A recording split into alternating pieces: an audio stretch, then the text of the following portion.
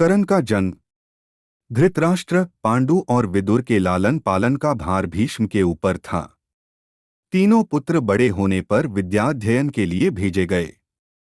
धृतराष्ट्र बल विद्या में, पांडु धनुर्विद्या में तथा विदुर धर्म और नीति में निपुण हुए। युवा होने पर धृतराष्ट्र अंधे होने के कारण राज्य के उत्तराधिकारी न बन सके। विदुर दासी पुत्र थे, इसलिए पांडु को ही हस्तिनापुर का राजा घोषित किया गया। भीष्म ने धृतराष्ट्र का विवाह गांधार की राजकुमारी गांधारी से कर दिया।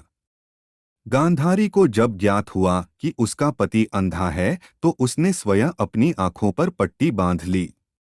उन्हीं दिनों यदुवंशी राजा शूरसेन की पोषित कन्या कुंती जब सयानी हुई तो पिता ने उसे घर आए हुए महात्माओं के सेवा में लगा दिया।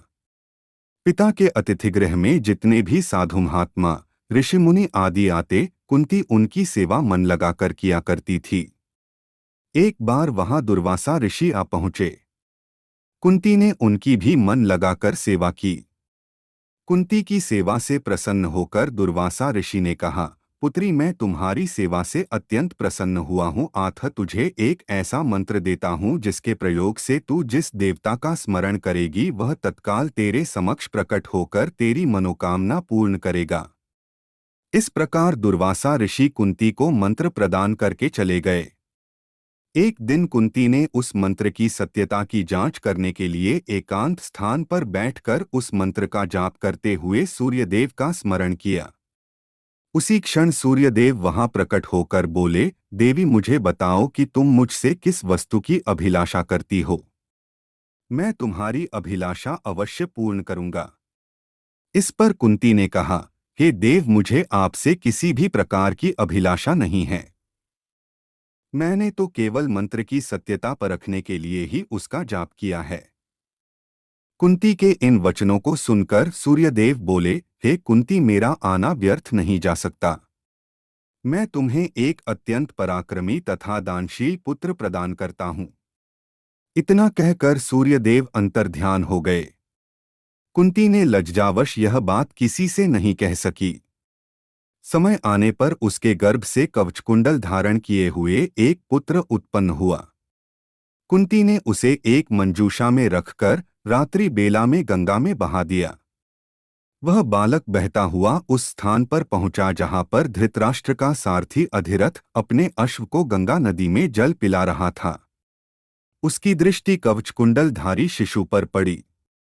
अधिरथ निःसंतान था, इसलिए उसने बालक को अपने छाती से लगा लिया और घर ले जाकर उसे अपने पुत्र के जैसा पालने लगा। उस बालक के कान अति सुंदर थे, इसलिए उसका नाम कर्ण रखा गया। कर्ण गंगाजी में बहता हुआ जा रहा था कि महाराज धृतराष्ट्र के सारथी अधिरथ और उनकी पत्नी राधा ने उसे देखा और उसे गोद ले लिया और उसका लालन पालन करने लगे। कुमार अवस्था से ही कर्ण की रुचि अपने पिता अधिरथ के समान रथ चलाने की बजाय युद्धकला में अधिक थी। कर्ण और उसके पिता अधिरथ आचार्य द्रोण से मिले, जो कि उस समय युद्धकला के सर्वश्रेष्ठ आचार्यों में से एक थे। द्रोणाचार्य उस समय कुरु राजकुमारों को शिक्षा दिया करते थे। उन्होंने कर्ण को शिक्षा देने से मना कर दिया क्योंकि कर्ण एक सारथी पुत्र था और द्रोण केवल क्षत्रियों को ही शिक्षा दिया करते थे। द्रोणाचार्य की असम्मति के उपरांत कर्ण ने परशुराम से संपर्क किया, जो कि केवल ब्राह्मणों को ही शिक्षा दिया करते थे। कर्ण ने स्वयं को ब्राह्मण बताकर परशुराम से शिक्षा का आग्रह किया। परशुराम ने कर्ण का आग्रह स्वीकार किया और कर्ण को अपने समान ही युद्धकला और धनुर्विद्या में निष्णात किया। कर्ण को उसके गुरु परशुराम और पृथ्वी माता से श्राप मिला था। कर्ण की शिक्षा अपने अंतिम चरण पर थी। एक दोपहर की बात है, गुरु परशुराम कर्ण की जंघा पर सिर रखकर विश्राम कर रहे थे। कुछ देर बाद कहीं से एक बिच्छू आया और उसकी दूसरी जंघा पर काटकर घाव बनाने लगा। गुरु का विश्राम भंग ना हो, इसलिए कर्ण बिच्छू को दूर ना हटाकर उसके डंक को सहता रहा। कुछ देर में गुरुजी की निद्रा टूटी और उन्होंने देखा कि कर्ण की जांघ से बहुत रक्त बह रहा है। उन्होंने कहा कि केवल किसी क्षत्रिय में ही इतनी सहनशीलता हो सकती है कि वह बिच्छू डंक को सह ले, ना कि किसी ब्राह्मण में, और परशुराम जी ने उसे मिथ्या भाषण के कारण श्राप दिया कि जब भी कर्ण को उनकी दी हुई शिक्षा की सर्वाधिक आवश्यकता होगी, उस दिन वह उसके काम नहीं आएगी। कर्ण, जो कि स्वयं ये नहीं जानता था कि वह किस वंश से है, ने अपने गुरु से क्षमा मांगी और कहा कि उसके स्थान पर यदि कोई और शिष्य भी होता तो वो भी यही करता। यद्यपि कर्ण को क्रोधवश श्राप देने पर उन्हें ग्लानि हुई, पर वे अपना श्राप वापस नहीं ले सकते थे। तब उन्होंने कर्ण को अपना विजय नामक धनुष प्रदान किया और उसे ये आशीर्वाद दिया कि उसे वह वस्तु मिलेगी जिसे वह सर्वाधिक चाहता है, अमिट प्रसिद्धि। कुछ लोक कथाओं में माना जाता है कि बिच्छू के रूप में स्वयं इंद्र थे, जो उसकी वास्तविक क्षत्रिय पहचान को उजागर करना चाहते थे। परशुराम जी के आश्रम से जाने के पश्चात कर्ण कुछ समय तक भटकता रहा। इस दौरान वह शब्दभेदी विद्या सीख रहा था। अभ्यास के दौरान उसने एक गाय के बछड़े को कोई वन्य पशु समझ लिया और उस पर शब्दभेदी बाण चला दिया और बछड़ा मारा गया। तब उस गाय के स्वामी ब्राह्मण ने कर्ण को श्राप दिया कि जिस प्रकार उसने एक असहाय पशु को मारा है, वैसे ही एक दिन वह भी मारा जाएगा, जब वह सबसे अधिक असहाय होगा और जब उसका सारा ध्यान अपने शत्रु से कहीं अलग किसी और काम पर होगा। इस प्रकार कर्ण परशुराम का एक अत्यंत परिश्रमी और निपुण शिष्य बना। कर्ण दुर्योधन के आश्रय में रहता था। गुरु द्रोणाचार्य ने अपने शिष्यों की शिक्षा पूरी होने पर हस्तिनापुर में एक रंगभूमि का आयोजन करवाया। रंगभूमि में अर्जुन विशेष धनुर्विद्या युक्त शिष्य प्रमाणित हुआ। तभी कर्ण रंगभूमि में आया और अर्जुन द्वारा किए गए करतबों को पार करके उसे द्वंद्व युद्ध के लिए ललकारा। कब कृपाचार्य ने कर्ण के द्वंद्व युद्ध को अस्वीकृत कर दिया और उससे उसके वंश और साम्राज्य के विषय में पूछा, क्योंकि द्वंद्व युद्ध के नियमों के अनुसार केवल एक राजकुमार ही अर्जुन को, जो हस्तिनापुर का राजकुमार था, द्वंद्व युद्ध के लिए ललकार सकता था। तब कौरवों में सबसे ज्येष्ठ दुर्योधन ने कर्ण को अंगराज घोषित किया, जिससे वह अर्जुन से द्वंद्व युद्ध के योग्य हो जाए।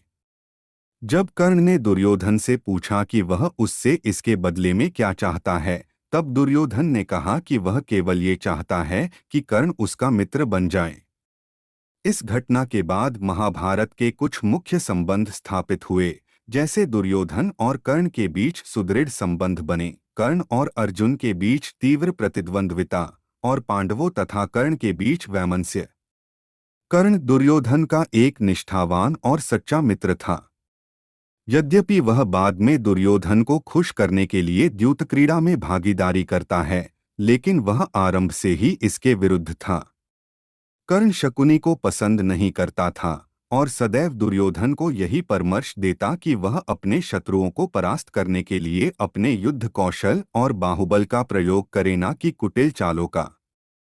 जब लाक्षागृह में पांडवों को मारने का प्रयास विफल हो जाता है, तब कर्ण दुर्योधन को उसकी कायरता के लिए डांटता है और कहता है कि कायरों की सभी चालें विफल ही होती हैं, और उसे समझाता है कि उसे एक योद्धा के समान कार्य करना चाहिए और उसे जो कुछ भी प्राप्त करना है, उसे अपनी वीरता द्वारा प्राप्त करे। चित्रांगद की राजकुमारी से विवाह करने में भी कर्ण ने दुर्योधन की सहायता की थी। अपने स्वयंवर में उसने दुर्योधन को अस्वीकार कर दिया और तब दुर्योधन उसे बलपूर्वक उठाकर ले गया। तब वहां उपस्थित अन्य राजाओं ने उसका पीछा किया, लेकिन कर्ण ने अकेले ही उन सबको परास्त कर दिया। परास्त राजाओं में जरासंध, शिशुपाल, दंतवक्र, साल्व और रुक्मी इत्यादि थे। कर्ण की प्रशंसा स्वरूप जरसंध ने कर्ण को मगध का एक भाग दे दिया। भीम ने बाद में श्री कृष्ण की सहायता से जरासंध को परास्त किया, लेकिन उससे बहुत पहले कर्ण ने उसे अकेले परास्त किया था। कर्ण ही ने जरासंध की इस दुर्बलता को उजागर किया था कि उसकी मृत्यु केवल उसके धड़ को पैरों से चीरकर दो टुकड़ों में बांटकर हो सकती है।